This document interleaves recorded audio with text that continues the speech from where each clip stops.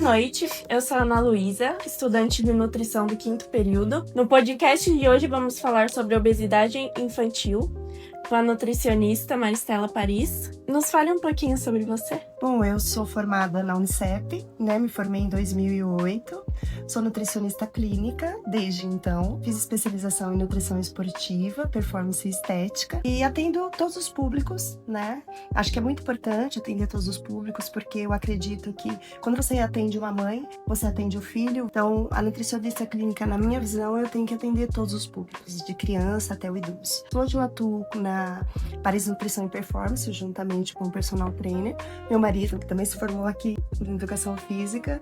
Então, hoje a gente faz esse trabalho bem integrado, que eu acredito que vale muito a pena, porque os resultados são muito melhores. Sim. Maristela, nos conte um pouquinho como que é a sua trajetória de nutricionista hoje em dia. Então, hoje a nutrição, o meu foco é a saúde e a qualidade de vida, ajudando meus pacientes a se organizarem, planejarem, que eu percebo que muito hoje eles não têm planejamento, não têm rotina, tem muita informação bem solta, e essas informações confundem mesmo as pessoas, Então, sempre dá um norte, uma rotina e um planejamento para eles, Focado sempre numa alimentação simples, alimentos de verdade, Eu acredito que a educação nutricional é muito importante, porque a gente chega com pacientes dentro do consultório e pacientes que têm muita informação, mas não sabem como colocar em prática. Então, eu gosto muito de explicar para eles a importância dos macronutrientes, dos micronutrientes, pelo menos eles saírem com a base da nutrição, que é muito importante hoje. E dentro disso, eu percebo que a saúde da mulher, ela está muito ligada à saúde da criança, do futuro da criança. A obesidade hoje ele é um dos desafios muito grandes da saúde pública mundial, Porque ela não atinge só os adultos. A gente está vendo os números acentuados e crescentes nessa questão da obesidade infantil. E que muitas pessoas não têm a noção que a gestação, ela está muito ligada à obesidade infantil também, porque os hábitos alimentares das mães, impactam diretamente na saúde dos filhos, Então, inclusive, gostei muito do tema. Achei muito pertinente. Que bom. Você acredita que os hábitos da mãe na gravidez influenciam na obesidade da criança? Sim, com certeza, Inclusive, como eu falei, um tema muito pertinente, Eles influenciam sim, porque essa fase da gestação, ela é uma fase de programação metabólica, E o que é? É o estilo de vida da mãe, Então, alimentação, exercício, o sono, a qualidade de sono, estresse, impactam sim no metabolismo da criança, E isso, a gestação em si, que a gente pensa muito em genética, A gente entende hoje também que não é só genética, Os hábitos, os estilos da mãe, ela influencia diretamente como os genes da criança se expressam. Então, isso a gente chama de epigenética, programação epigenética, não sei se vocês ouviram falar já. Ou seja, não muda o gene, porém muda como ele funciona, E isso impacta diretamente no metabolismo da criança, Então, impacta diretamente numa possível obesidade no futuro, impacta também no apetite da criança, também pode impactar no apetite futuro da criança, no percentual de gordura também. Então, tudo isso pode impactar futuramente como esses genes se expressam e como eles funcionam, Então, acredito sim que impacta. Existe alguma relação entre o peso da mãe e a saúde futura do bebê? Sim, existe muito, O excesso de peso, ele faz com que possa ter alterações metabólicas, Como uma resistência à insulina, uma diabetes, Além disso, pode aumentar o índice de obesidade e também alterar triglicéridos, colesterol. Então, tudo isso impacta, sim, o peso excessivo. Agora, pensando na alimentação, o que não pode faltar num prato de uma gestante? Eu gosto de trabalhar com meus pacientes sempre com alimentação básica. Então, assim, o básico bem feito, Então, eu gosto muito disso. Eu sempre falo essa frase, tem que ser o básico bem feito. Então, proteínas de alta qualidade, carnes magras, ovos, leites, derivados, o peixe, né? Então, alimentação mesmo, comida mesmo de verdade, né? Além disso, verduras, legumes, frutas, né? Que são ricas em fibras, vitaminas e minerais. Isso é importante também. Os carboidratos, né? De qualidade, baixo índice glicêmico também. Mas o arroz, ele não tem baixo índice glicêmico, mas como ele sempre vem acompanhado com outros alimentos, faz com que não tenha esse alto índice glicêmico, né? Então, os carboidratos, aveia, além do arroz, as leguminosas, né? Feijão, lentilha, ervilha, mas normalmente o feijão, né? E aí aveia, que mais? O milho também que está presente, então são alimentos, carboidratos de qualidade. E além disso, a gente tem que lembrar, na gestação, as vitaminas e minerais importantes, né? O ácido fólico, que estão presentes nas verduras verdes escuras, o ferro, que estão presentes nas carnes, nos legumes, né? E o cálcio também, né? Como eu já falei, derivados de leites, leites e derivados também, né? Então, é o básico, né? Nada de fugir do básico, que é o essencial aí para a alimentação da gestante. Bom, como foi falado, os alimentos que não podem faltar na alimentação da gestante e os alimentos que correm o risco da obesidade lá na frente para a criança. Bom, os alimentos que não correm o risco, né? Parece um clichê, mas é isso, né?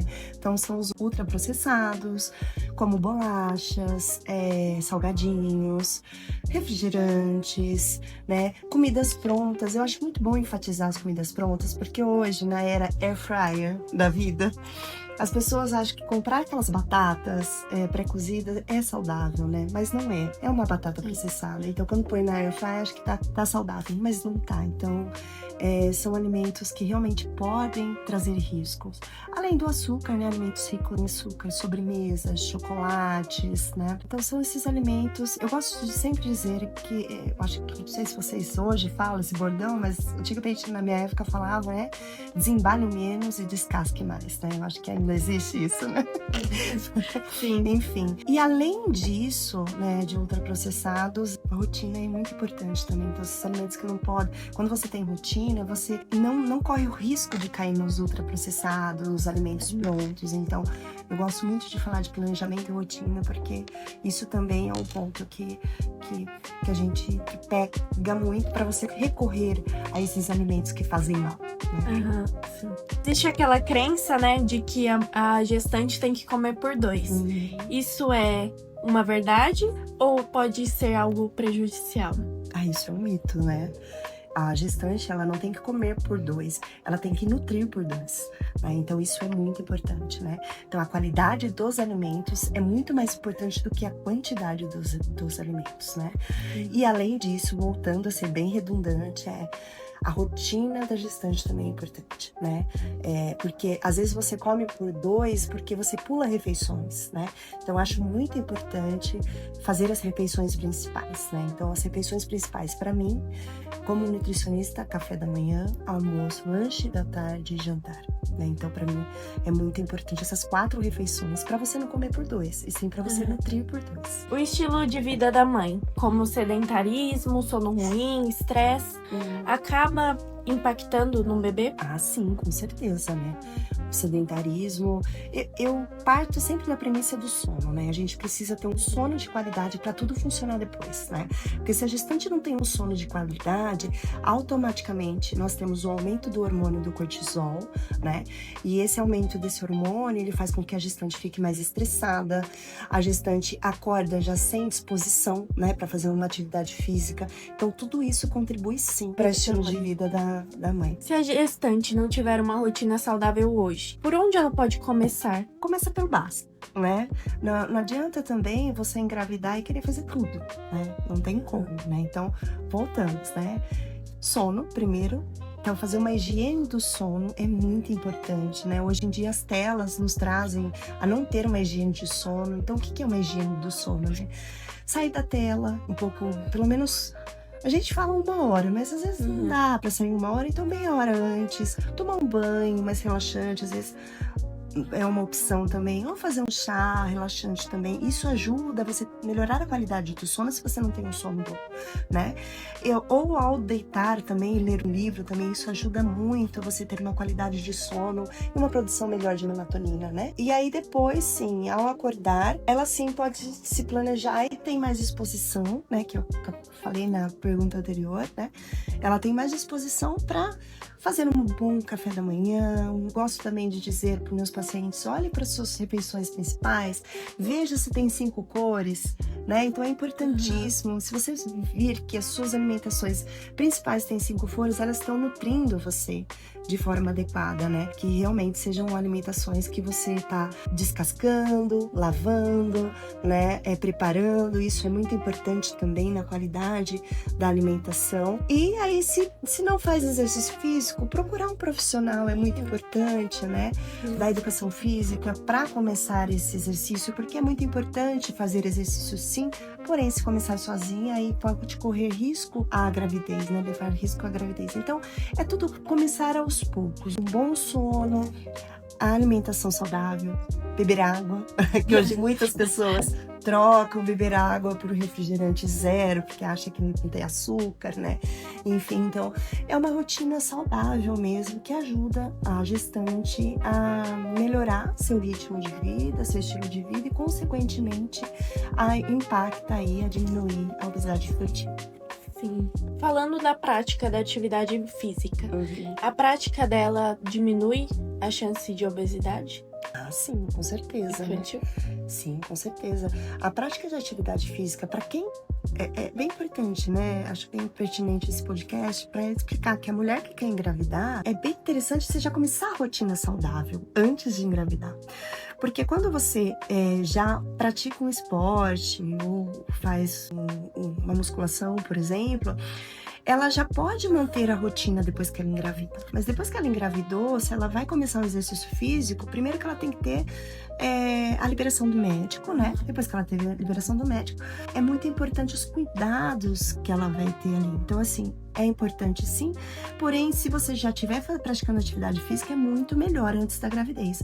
Mas se você for iniciar, porque às vezes muitas gestantes iniciam, porque começam a ganhar peso, enfim, precisam...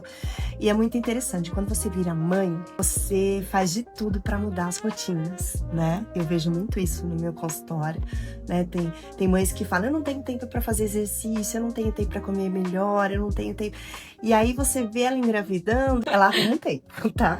Então, assim, e aí sim, se você não pratica atividade física, dá para começar pós-gestação, porém com todo o cuidado e de preferencialmente acompanhado por um personal trainer, um educador físico aí, graduado, né, na educação física. Então é muito importante, porque isso vai ajudar muito a melhorar os níveis de estresse, a melhorar o sono, se precisar, né, a melhorar o apetite, diminui o apetite, né, então reorganiza os hormônios da mulher também, né, então o cortisol abaixa, o nível de estresse aumenta, o nível de melatonina. Nós temos neurotransmissores também que são liberados através da atividade física, que ajudam o bem-estar, que hoje a vida corrida, o estresse, né, essa mulher tá tão estressada e cansada, um outro ser ali, né, então o exercício físico é fantástico, né, é fantástico. Se começou antes, melhor, mas se começou depois também não tem problema. Mas sempre procurando os profissionais habilitados, com autorização médica, então isso é muito importante. Então esse acompanhamento de nutricionista e o profissional de educação física na gestação, você acha que é importante para a obesidade infantil? Ah, com certeza, porque primeiro que a mãe se sente mais segura, né, quando você tem esse acompanhamento integrado. Segundo, como eu já citei aqui, tem muitas informações, né, na rede social. Então, às vezes a mãe fica perdida se pode, se não pode, determinado exercício pode fazer, não pode. Quando você tem um profissional acompanhando na questão da atividade física e um outro profissional acompanhando a alimentação, tudo isso fica bem integrado e fica muito mais efetivo, né? Então, vale muito a pena, né? Se você tiver condições de manter esses dois profissionais nesse acompanhamento, você tem segurança. Cada trimestre da gestação precisamos ajustar a alimentação, as necessidades energéticas que ela precisa, gasto energético total, enfim. Da mesma forma, no exercício físico, no primeiro trimestre, você tem que fazer um exercício mais leve, enfim, não pode ter impactos, né? Depois dos outros trimestres, aí realmente já dá para melhorar um pouco esse condicionamento e tudo isso vai ajudar a evitar a obesidade infantil, com certeza, porque a mãe não vai ganhar peso, vai ganhar o peso essencial ali da gestação somente, né? Então, e aí, consequentemente, impacta favorecendo a questão do metabolismo do bebê, né? Então, pode diminuir a questão da obesidade, diminuir aí as alterações metabólicas, né? O índice de diabetes, de resistência à insulina, o percentual alto de gordura corporal, né? Então, tudo isso, tudo melhora, né? Tudo melhora, né? Então, muito importante esse acompanhamento integrado. Depois que o bebê nasce, esse acompanhamento continua? Com certeza. Né? É importantíssimo porque eu acredito assim, são todas as fases muito importantes, né? E aí depois que o bebê nasce, tem a fase da amamentação. Então assim, a exclusividade da amamentação até 6 meses, se possível, com certeza vai diminuir muito o índice de obesidade infantil, né? De alterações metabólicas, né? A introdução alimentar também, eu vejo assim muito no consultório, sabe? Que as mães, os pais, enfim, o cuidado da introdução alimentar que eles têm é fantástico, né? É perfeita, né? Sem alimentos naturais, né? Frutas, verduras, legumes. Então, assim, o cuidado que eles têm é muito interessante. Porém, um adendo que eu gosto de dizer é o que eu vejo no consultório também, né? É uma mãe toda preocupada, né, a gente fala de mãe porque a mãe é mais, né, toda preocupada com a alimentação do bebê, e aí a hora que você pergunta da alimentação dela, caos, né, e o ambiente ele favorece muito para isso, né, para você dar continuidade nessa alimentação do bebê, né, dessa introdução alimentar, desses hábitos e estilos de vida. Então assim, não adianta o bebê comer frutas, legumes, verduras se a da família não é essa. Se na rotina da família tem ultraprocessados, se mãe pula a refeição não senta à mesa com o bebê para comer alimentos de verdade, enquanto o bebê tá comendo lá sua comida linda, maravilhosa, 5 cores, a mãe tá comendo, não sei, pão com manteiga, sabe? Porque na correria não deu para fazer a comida para ela. Então, é crucial a parte da gestação, mas também é crucial o pós, né? O nascimento. Então, é super importante toda essa mudança de hábito da família, né? Enquanto você não muda o hábito da família, pode ser que o bebê vai ter a alimentação, geralmente segura-se a alimentação. Não tem industrializado, não tem ultraprocessado, não tem açúcar, não tem refrigerante, não tem gente que vai até 2 anos. Depois disso, a criança vê consumindo em casa. Não tem como ela querer outra coisa, né? Porque, querendo ou não, eles são mais palatáveis ali, né? Tem açúcar, enfim, é mais gostoso, né? Então, a criança vai querer continuar comendo fruta, sendo que a mãe não come fruta, o pai não come fruta, né? Então, o importante é a rotina e os hábitos alimentares da família, né? Então, não pular refeição, voltando a ser bem redundante, né? Então, ter planejamento, comer comida de verdade, o que a criança come, todo mundo da família tem que comer, e é o que eu vejo muito, né? Esses dias eu atendi uma paciente que ela tem uma bebê de 8 meses, né? Que aí eu tava atendendo a mãe, né? Que ela precisa organizar a rotina. Só que ela tinha um paladar muito infantil, ela só comia ultraprocessados, comia bolacha recheada, né? E aí eu voltei pra ela, falei, olha, sua filha tem 8 meses, ela come bolacha recheada? Não. Ela pula a refeição? Imagina. Eu falei, por que você fez isso com você, né? Então, o exemplo arrasta, né? Então, a gente vê muitas famílias hoje, devido a toda essa rotina intensa, que é muito mais fácil a mãe nutrir o filho, né? Pós-nascimento, e ela faz o que dá, né? Então, eu acredito que é muito importante a família olhar para si primeiro e organizar a sua rotina alimentar, a rotina de sono também, a rotina de exercícios, enfim, para a criança crescer naquele ambiente que conta muito, não só a alimentação conta, mas o ambiente que ela vive conta demais, para que ela veja e faça, né? Porque vai chegar um momento que ela não vai querer fazer, ela vai querer fazer igual os pais que não fazem igual a ela, né? Então, sim, é importante sim, e isso vai impactar muito na questão da obesidade infantil. E para finalizarmos, qual orientação você dá para gestantes que querem cuidar da saúde do filho desde agora? Vou voltar no que eu acabei de falar. Cuide-se de si, do seu planejamento, da sua rotina alimentar, mesmo que o bebê já nasceu. Olhe para si primeiro, para depois olhar para o seu filho, porque automaticamente quando você olha para si, em casa, se você vai ter alimentos saudáveis, se você vai consumir alimentos saudáveis, você vai entregar para o seu filho alimentos saudáveis. É fato. A mesma alimentação que seu filho tiver, tenha você também, né? Então, primeiro cuide de você para você depois cuidar do outro. Vamos finalizando o podcast por aqui. E eu gostaria de agradecer a Maristela. Muito obrigada pela participação. Esse convite foi um prazer. Imagina, adorei as dicas. E vocês aí de casa, curtem, compartilhem com os gestantes. Finalizamos o podcast por aqui.